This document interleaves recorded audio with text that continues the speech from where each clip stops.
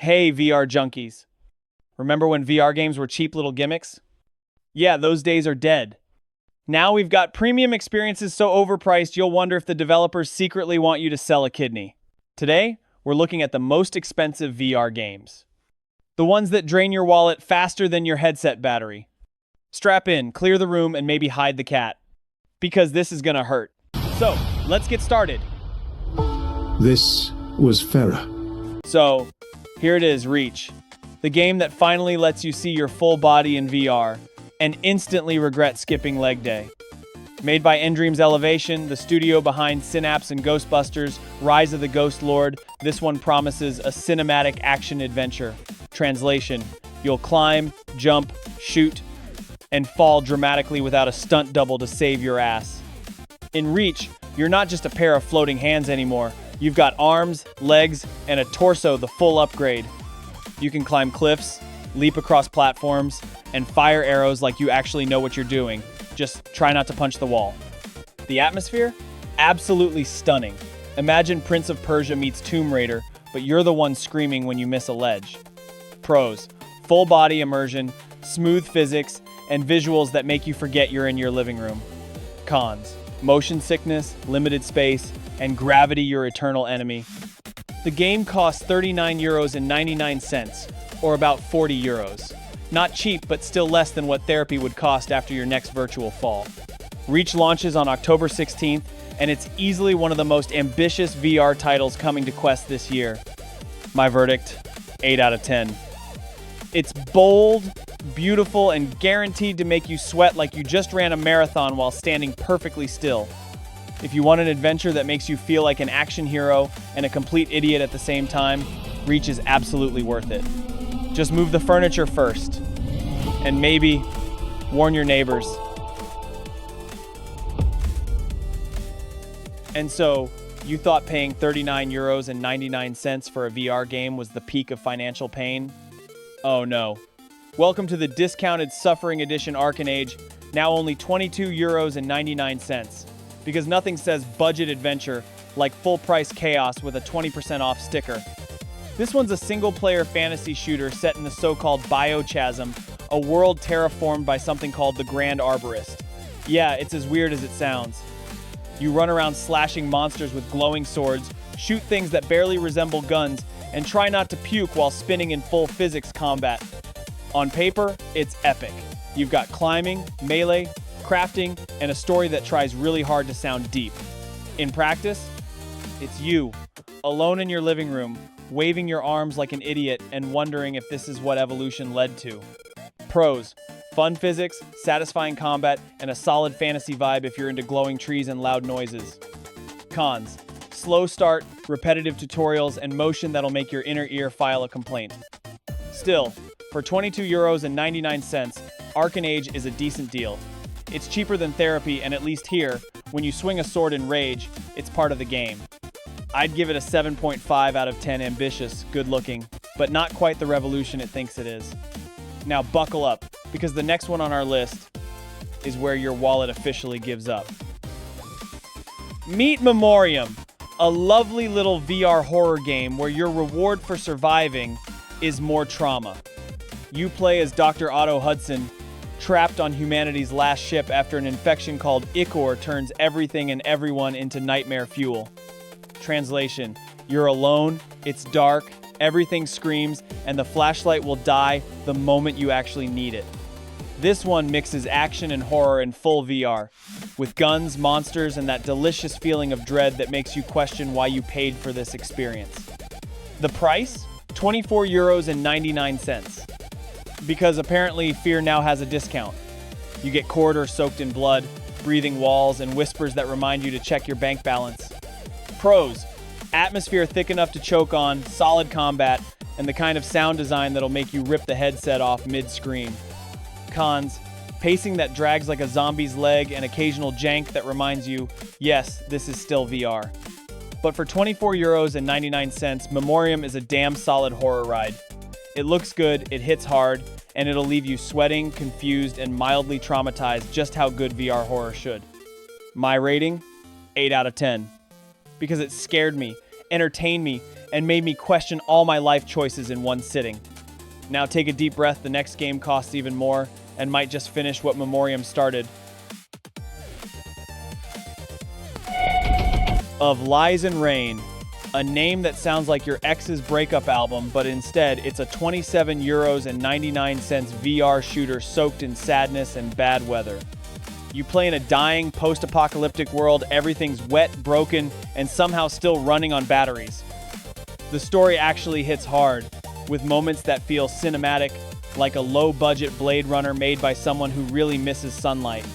The visuals are moody, the music is haunting, and the shooting feels surprisingly good, at least until the janky animations remind you this is still VR. Sometimes it drags, sometimes it glitches, but somehow it keeps pulling you in, like a toxic relationship you're too tired to leave. For 27 euros and 99 cents, it's dark, emotional, and weirdly beautiful. I'd give it 8.5 out of 10, not because it's perfect, but because it makes misery look this damn good. Titan Isles, because apparently, even in VR, humanity can't stop waking up giant monsters and ruining everything. Set in the shattered world of Tosca, yeah, the name literally means melancholy. You fight colossal titans, either solo or with friends who'll probably get you killed anyway. The scale here is wild. Huge creatures, massive environments, and that satisfying moment when you realize you're completely underprepared for all of it. The combat feels good, chaotic, weighty, and just cinematic enough to make you forget you're standing in your living room. Of course, it's not perfect. Sometimes your hits don't register, sometimes the titans move like they're drunk, and sometimes your headset cable becomes the deadliest enemy of all. But when it works, it's pure VR magic. For 27 euros and 99 cents, Titan Isles gives you scale, spectacle, and just enough frustration to keep it interesting. I'd give it 8 out of 10, not flawless, but definitely worth the chaos if you've ever dreamed of fighting monsters way above your pay grade.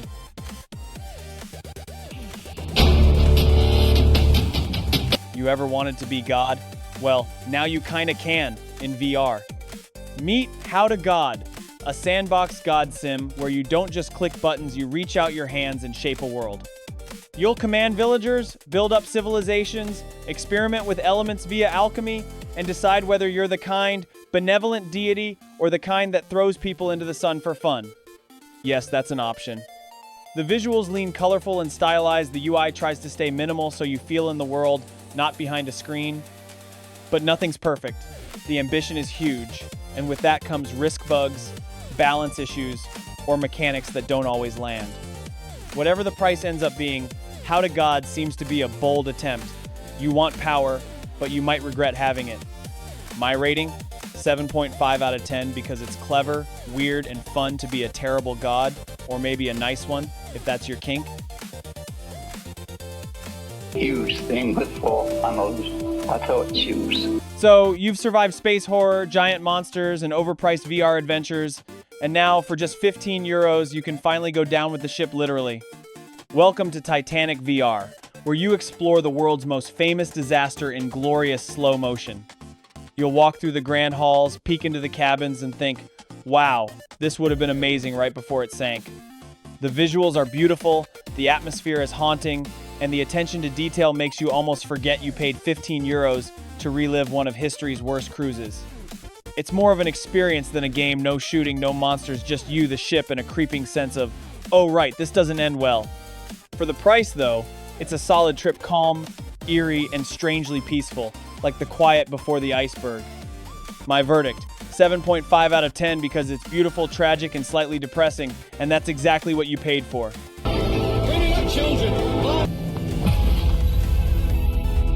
So you've already paid too much for VR horror, monsters, and exploration experiences. Now here comes Surviving Mars, Pioneer, a survival city builder on Mars for 22.99 euros. In VR, you'll manage oxygen, food, power, and base building while the red planet silently hates you. Every decision matters. Build too fast and you collapse. Move too slow and you suffocate. You'll explore caverns, ride rovers, deploy jetpacks, build domes, all while the wind howls outside and your heart beats in your ears. It's immersive, it's tense, and it's punishing. Yes, sometimes the UI feels clunky, and yes, the pacing drags when you run out of oxygen or power. But when it all clicks, it's pure VR magic. You feel small, you feel important, and you feel broke because this game is expensive. For 22 euros, 99, Surviving Mars Pioneer is not a game, it's a gauntlet. My score? 8 divided by 10. Because it tests you, rewards you, and makes you feel like a god or an idiot depending on how well you manage Mars.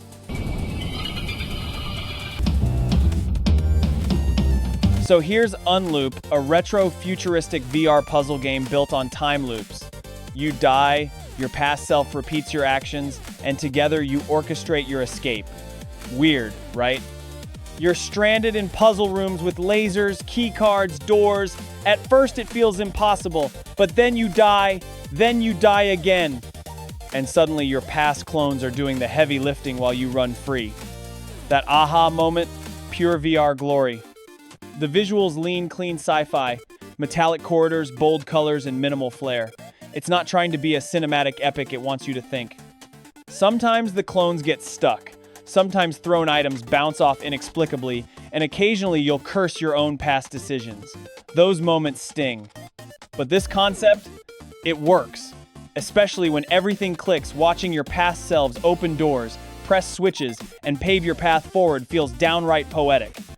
And yes, for 25 euros, you're buying this clever brain teaser. If you like your VR with puzzles and existential agony, this is your jam. My rating? 8 out of 10. It's raw, tricky, and fun with rough edges, but enough brilliance to make the price bite a little less. Here we go! Slap Fighter VR. You know, the one where your fists become your weapons but make it elemental. Fire slaps, lightning slaps, maybe a wet slap if you screw up. For 25 euros, you get to enter a dystopian city ruled by the Slap Syndicate, smack enemies, combine elements, and try not to faceplant your wall. This isn't your standard punch fest. Every slap is weighted, strategic, and occasionally hilarious. You'll fight in single player and multiplayer, mastering combos and discovering your inner slap god. The world is stylized, the combat is flashy, and the whole thing leans into the absurd. Sure, sometimes slaps don't quite register, clones of yourself get in the way, or your opponent phases through a wall. Hey, it's VR.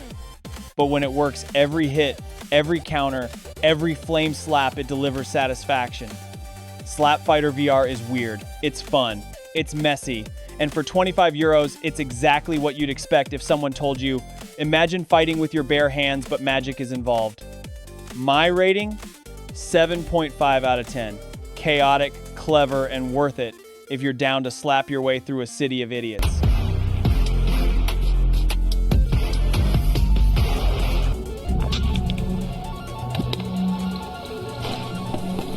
So here it is, Bonelab, the VR sandbox so ambitious they're daring you to break it. Price tag on Quest, 40 euros. On Steam, if your PC can handle VR, around 30 euros. Yes, the headset version pays the VR tax. This is the spiritual successor to Boneworks.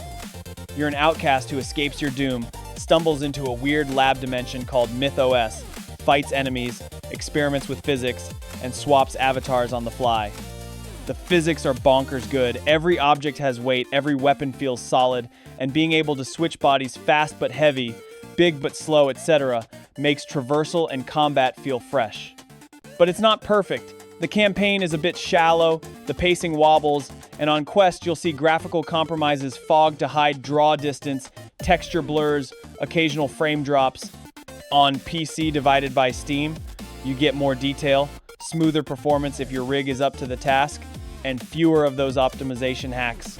But then your GPU might complain. For 40 euros, it's a bold, messy, gorgeous sandbox, the kind you can get lost in for hours. My verdict? 9.5 divided by 10. It's not perfect, but damn, it hits.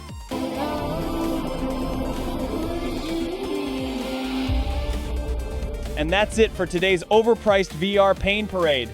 If you actually enjoyed this, hit subscribe, smash like, or just throw money at the screen. Apparently, that's what VR is all about anyway. See you in the next one, if you can still afford internet.